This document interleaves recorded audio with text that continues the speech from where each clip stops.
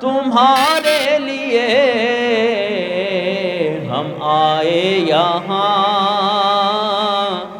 تمہارے لیے اٹھیں بھی وہاں، تمہارے لیے ہم آئے یہاں، تمہارے لیے اٹھیں بھی وہاں، تمہارے لیے۔ تمہاری چمکی، تمہاری دمکی، تمہاری جھلکی، تمہاری مہکے زمین و فلک، سما کو سمکے میں سکہ نشان، تمہارے لیے زمین و زمان، تمہارے لیے مکین و مکان،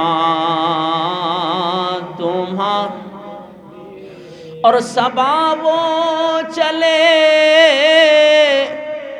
کہ باغ پھلے، وہ پھول کھلے کہ دن ہوں بھلے، لوا کے تلے ثنا میں کھلے رضا کی زبان، تمہارے لیے لوا کے تلے ثنا میں کھلے رضا کی زبان، تمہارے لیے زمین و زمان، تمہارے لیے مکین و مکان، تمہارے لیے چنین و چنا، تمہارے لیے بنے دو جہاں، تمہارے لیے۔ حمد و صلوات کے بعد انتہائی واجب الاحترام بزرگوں، دوستوں اور بھائیوں، بندہ ناچیز نے قرآن مجید فرقان حمید کے 25واں پارہ سورہ زخرف میں سے ایک آیہ مبارکہ تلاوت کرنے کا شرف حاصل کیا۔ دعا ہے کہ مجھ گناہ گار و سیاکار کو حق کہنے اور اس کے بعد مجھے اور آپ کو حق باتوں پر عمل کرنے کی توفیق عطا فرمائے۔ اس دنیا کے اندر جتنے بھی رشتے ہیں، محشر کی ہولناکیوں میں وہ سب کے سب رشتے ختم ہو جائیں گے۔ اس دنیا کے اندر جو سب سے قریبی رشتہ ہے وہ ہے ماں باپ کا،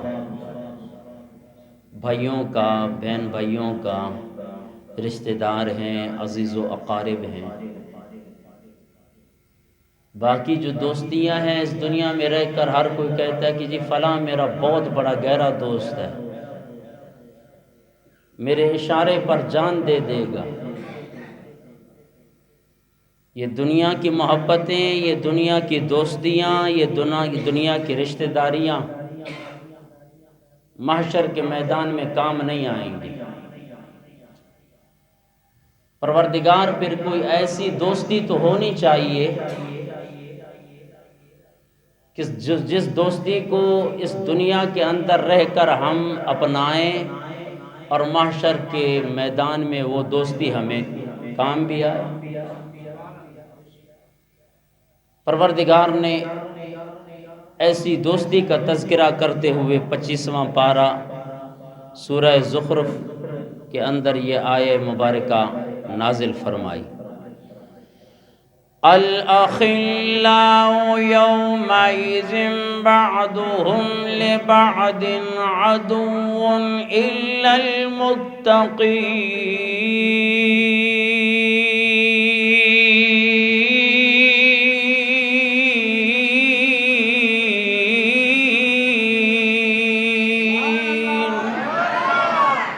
خالق کائنات نے 25واں پارہ سورہ زخرف میں ارشاد فرمایا، گہرے دوست جن کو آج دنیا کے اندر آپ کہتے ہو کہ جناب والا وہ ہمارے بہت قریبی دوست ہیں، یہ تمام کی تمام دوستیاں خالق کائنات نے فرمایا الاخلاء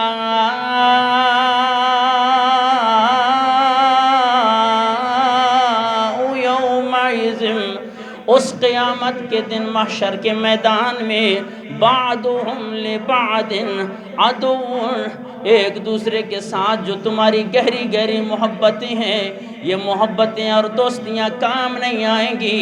اگر دوستی کام آئے گی تو خالق کائنات نے ارشاد فرمایا الا المتقین،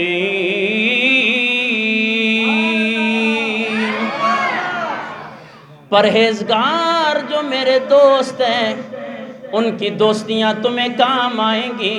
اس دنیا کے اندر ماں بھی وفادار بن سکتی ہے عزیزان محترم، بہن بھی وفادار بن سکتی ہے، باپ بھی وفادار بن سکتا ہے، بھائی بھی وفادار بن سکتا ہے، کوئی جناب والا رشتہ داریوں کے اندر کوئی رشتہ بھی ہو وہ بھی وفادار بن سکتا ہے، لیکن خالق کائنات نے ارشاد فرمایا یہ دنیا کی 40 سالہ زندگی ہو یا 70 سالہ زندگی ہو، جناب والا زیادہ سے زیادہ 100 سال کی زندگی کوئی گزارنے والا کوئی اس گھمنڈ میں نہ ہو جناب والا یہاں پہ میری بہت بڑی دوستیاں ہیں، جناب والا رشتہ داروں میں بھی اگر مجھے جاننا چاہتے ہو تو میری بڑی پہچان ہے، ان کے ساتھ بھی بڑے معاملات ہیں، بڑی بڑی جناب والا گہری دوستیاں ہیں۔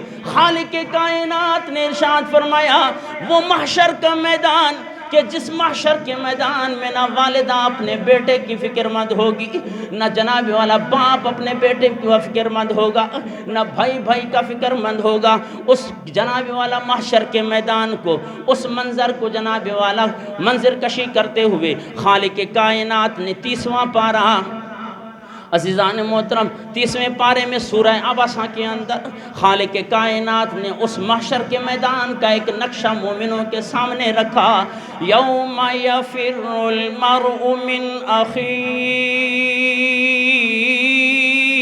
و امہ و ابیہ،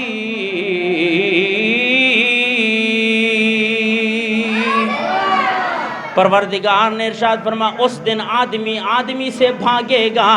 خالق کائنات نے فرمایا یوم یفر المرء من اخی، بھائی بھائی سے بھاگے گا، وامہ، بیٹا جناب والا اپنی ماں سے بھاگے گا، وابیہ، باپ بھی بھاگے گا، وصاحبتہ، دنیا کے رہنے والی وفادار بیوی بھی اس دن بھاگ رہی ہوگی، وبنیہ، اور جناب والا بیٹے بھی بھاگ رہے ہوں گے، لکل امرئ منہم یومئذ شأن یغنیہ،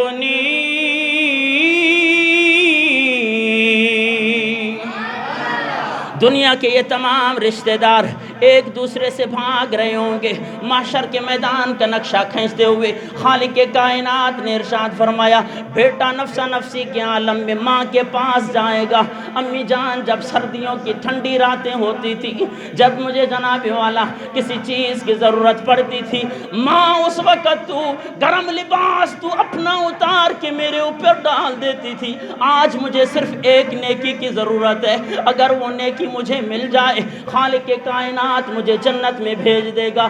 ماں کہہ رہی ہو کہ نفسی نفسی، بیٹا میں تو اپنی جان کے بالوں میں پڑی ہوئی ہوں، میں تو اپنے گناہوں میں ڈوب رہی ہوں، میں کسی کو نہیں جانتی میرا بیٹا کون ہے۔ اللہ اکبر کبیرہ۔ باپ بھی اس طرح در بدر کی ٹھوکریں کھا رہا ہوگا، بیٹیاں در بدر کی ٹھوکریں کھا رہی ہوں گی، تمام رشتے ٹھوکریں کھا رہے ہوں گے۔ پروردگار کوئی ایسا بھی رشتہ ہونا چاہیے کہ دنیا کے اندر اگر ہم اس کے ساتھ اپنا لو لگا لیں، اپنی ساری زندگی ان رشتہ داروں کے ساتھ نبھا لیں۔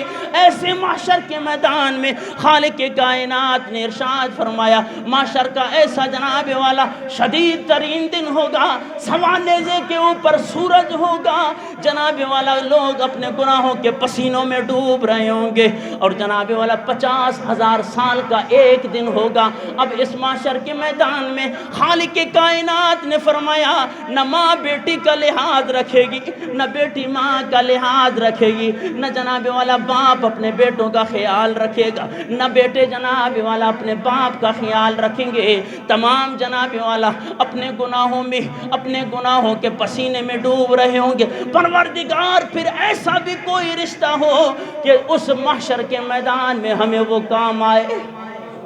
پھر خالق کائنات نے ارشاد فرمایا، ہاں میں تمہیں بتانے لگا ہوں۔ خالق کائنات نے ارشاد فرمایا، الاخلاء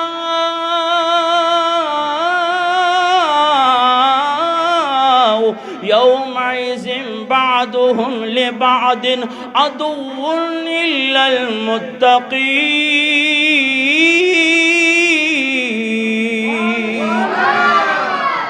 یہ جو میرے پیارے ہیں نا، یہ جو اللہ والے ہیں، یہ جن کو اولیاء کہا جاتا ہے، ان کے دامن کو اس دنیا کے اندر پکڑ لو، کل قیامت والے دن نجات پا جاؤ گے۔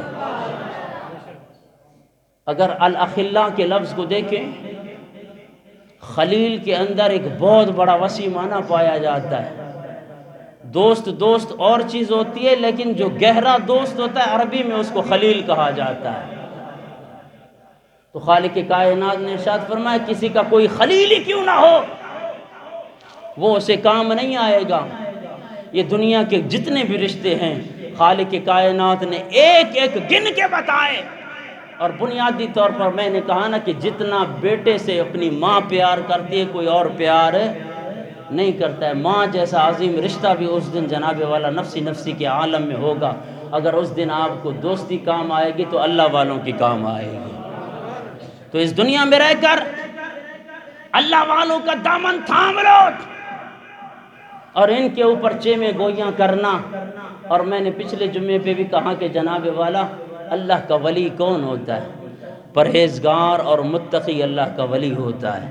الذین آمنوا وکانوا یتقون، جو لوگ صاحب ایمان ہوتے ہیں، جن کا عقیدہ درست ہوتا ہے، اور جو پرہیزگار اور متقی ہوتے ہیں، وہی اللہ کے والے ہوتے ہیں۔ یہ دو نشانیاں، جن دو نشانیوں کو پنجابی شاعر نے بھی جناب والا اپنے ان الفاظوں کے اندر کہا ہے کہ چنگیاں چنگیاں نال لال یاریاں۔ اگر مجھے کہنا پڑے تو یہ ایسے سمجھیں کہ قرآن پاک کی آیت کا ترجمہ ہے کہ اچھے اچھوں کی صحبت میں آ جاؤ۔ یا ایھا الذین آمنوا اتقوا اللہ وکونوا مع الصادقین، یہ اس کا ترجمہ ہے کہ چنگیاں چنگیاں نال لال یاریاں، پڑھیے چنگیاں چنگیاں نال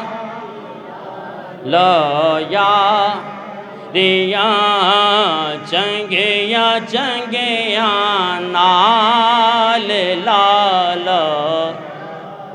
پھر کیا ہوگا کہ مشکلاں آسان ہو ساریاں، پڑھیے چنگیاں چنگیاں نال لال یاریاں۔ اب بھی آواز نہیں آ رہی؟ چنگیاں چنگیاں لال یاریاں، شرمانا چھوڑیں، چنگیاں چنگیاں، نا لال یا آج کہتے ہیں ہم جناب ہماری دوستیاں تو ان کے پاس ہونی چاہیے، ان کے ساتھ ہونی چاہیے جن کا گریڈ بہت بڑا اونچا ہو۔ پروردگار نے فرمایا وہ آپ کا 21 اور 22 گریڈ ایک سائڈ پہ، اگر دوستی اور گریڈ کام آئے گا وہ اللہ والوں کا کام آئے گا۔ کہ چنگے یا نال لالا ریاں چنگے یا نال لالا یا مشکلات آسان ہو ساریاں چنگے یا نال لالا یا۔ پروردگار آج تو ہر جگہ پہ غوث کے بورڈ لگے ہوئے، ہم کیسے پہچانے کہ اللہ کے ولی کون ہوتے ہیں؟ وہ شاعر کیا کہتا ہے کہ چنگیاں دے وچ صفتاں نظر دو آندیاں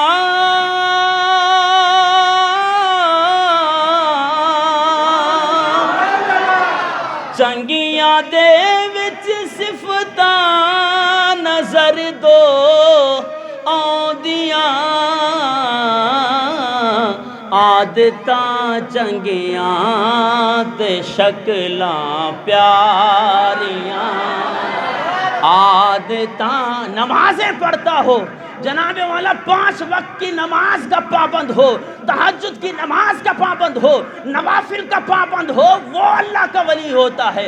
یہ نہیں کہ جناب والا سوٹے مارنے والا، بھنگ پینے والا بھی جناب والا اللہ کا پیارا ہے، نہیں۔ شاعر بھی یہ کہتا ہے کہ عادتاں چنگیاں تے شکلاں پیاریاں عادتاں چنگیاں تے شکلاں پیاریاں عادتاں چنگیاں تے شکلاں۔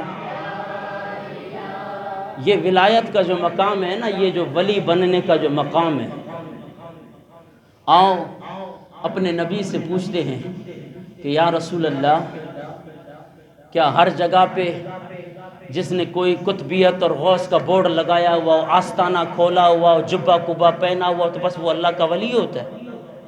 نماز سے کوسوں دور ہو، شریعت سے کوسوں دور ہو، جناب والا بس میرے آقا نے ولی کی پہچان اور بھی بتائی ہے۔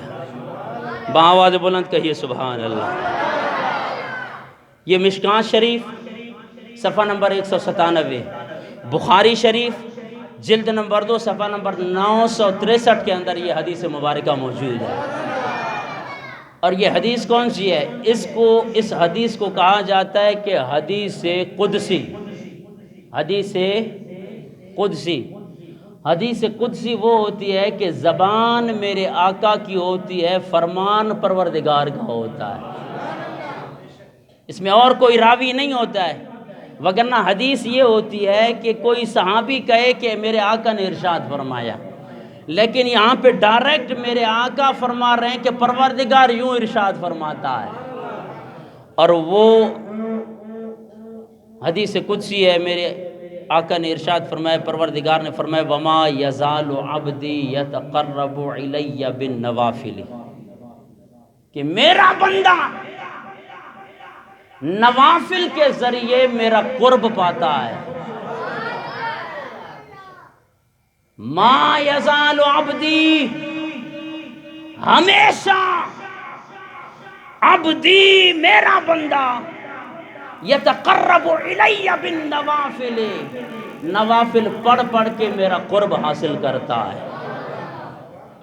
اور جس کو میرے رب کا قرب مل جاتا ہے، پھر خالق کائنات نے ارشاد فرمایا حتی احببتہ، جب وہ اتنے زیادہ نوافل پڑھتا ہے تو پھر میں اسے اپنا محبوب بنا لیتا ہوں۔ پروردگار جب اسے تو اپنا محبوب اور پیارا بنا لیتا ہے تو پھر کیا ہوتا ہے؟ خالق کائنات نے ارشاد فرمایا وَإِذَا أَحْبَبْتُهُ فَكُنْتُ سَمْعُهُ الَّذِي يَسْمَعُ بِهِ، میرے پروردگار نے ارشاد فرمایا میں اسے اتنا محبوب بنا لیتا ہوں، اتنا محبوب بنا لیتا ہوں کہ میں اس کے کان بن جاتا ہوں بظاہراً کان اس کے ہوتے ہیں لیکن اس میں سننے کی طاقت مجھ پروردگار کی ہوتی ہے۔ یہ قرب تب حاصل ہوتا ہے کہ یتقرب الی بالنوافل، فرائض کی بات نہیں ہو رہی ہے۔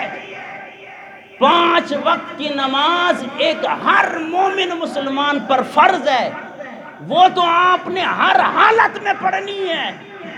عاقل بالغ مسلمان جس کی عمر 12 سال کے بعد جناب والا نماز 13 سال کے بعد اس جناب والا بالغ بچے پر نماز فرض ہو جاتی ہے، ہر حال میں، ہر حال میں۔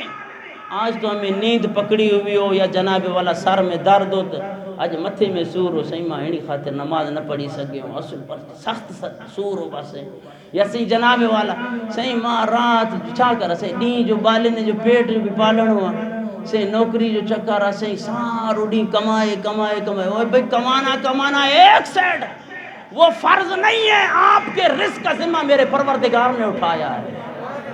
وہ چیونٹی کون سے کوڈر اور بیلچے لگاتی ہے مجھے بتاؤ کہ جناب والا پروردگار تو اس کو بھی رزق دے رہا ہے۔ اور بھائی جس کو ہاتھ پاؤں نہیں ہے پروردگار اس کو بھی رزق دے رہا ہے۔ کافر جو رب کو نہیں مانتا ہے پروردگار اسے بھی رزق دے رہا ہے۔ تو بچوں کے پیٹ کے چکر میں کہتا ہے کہ جناب والا بس نماز نہیں خاطر نہ پڑھی سکی صحیح جناب ماں بالن جے پیٹ جے پڑھی جے کایو کایو۔ عزیزان محترم، خالق کائنات نے ارشاد فرمایا کہ بندہ نوافل پڑھ پڑھ کے میں اس کے اتنا قریب ہو جاتا ہوں، اتنا قریب ہو جاتا ہوں کہ میں اس کے کان بن جاتا ہوں، وہ ان کانوں کے ذریعے سنتا ہے۔ اور میرے پروردگار نے ارشاد فرمایا وَبَصَرَهُ الَّذِي يُبْصِرُ بِهِ، میں اس کی آنکھ بن جاتا ہوں، وہ اس کے ذریعے دیکھتا ہے۔ اور بھائی جس کی آنکھ رب بن جائے، کہیں پہ جناب والا یہ کوشچن ہوا، یہ بھی آپ اپنے ذہنوں سے یہ جو ہے اس کا ازالہ کر دیں کہ اللہ کن کیے بڑی سکدو سائیں، اللہ اکھیوں کیے بڑی سکدو، اللہ پیر کیے بڑی سکدو۔ پہلی بات یہ یاد رکھ لیں کہ آپ سراسر حدیث قدسی کا انکار کر رہے ہیں۔ جو میرے آقا کے فرمان کا انکار کرتا ہے وہ تو بالاتفاق کافر ہے۔ بھائی ایک صریح حدیث ہے جو میرے آقا نے فرمایا، اتنی اسناد سے یہ حدیث آ رہی ہیں۔ ہاں آپ کو ہم سمجھاتے ہیں کہ رب کان کیسے بنتا ہے، یہ نہیں کہ الیاذ باللہ رب کان بن جاتا ہے۔ پروردگار نے فرمایا کہ میں اس کے کان بن جاتا ہوں، کا مطلب یہ ہے کہ کان اس کے ہوتے ہیں، اس میں سننے کی طاقت مجھ پروردگار کی ہوتی ہے، آنکھیں اس بندے کی ہوتی ہیں لیکن اس میں دیکھنے کی طاقت مجھ خالق کائنات کی ہوتی ہے، پاؤں اس بندے کے ہوتے ہیں لیکن اس میں چلنے اور پھرنے کی طاقت مجھ خالق کائنات کی ہوتی ہے۔ یہ حدیث مبارکہ کا مفہوم ہے، مطلب کوئی سمجھے کہ جناب رب کیسے کان بنتا ہے، الیاذ باللہ رب کیسے، پھر جناب والا یہ جس طرح کے آیات متشابہات ہیں وہاں پہ آپ کیا جواب دیں گے؟ خالق کائنات نے قرآن پاک میں ارشاد نہیں فرمایا ید اللہ فوق ایدیہم، اس آیت کا کیا ترجمہ ہے؟ ید اللہ علی فوق ایدیہم، کہ اللہ کا ہاتھ ان کے ہاتھوں پر ہے۔ اللہ تو ہاتھ سے پاک ہے، اللہ پاؤں سے پاک ہے، اللہ آنکھوں سے پاک ہے، اللہ جسم سے پاک ہے۔ پھر پروردگار قرآن میں کیسے ارشاد فرماتا ہے ید اللہ فوق ایدیہم، اللہ کا دست قدرت۔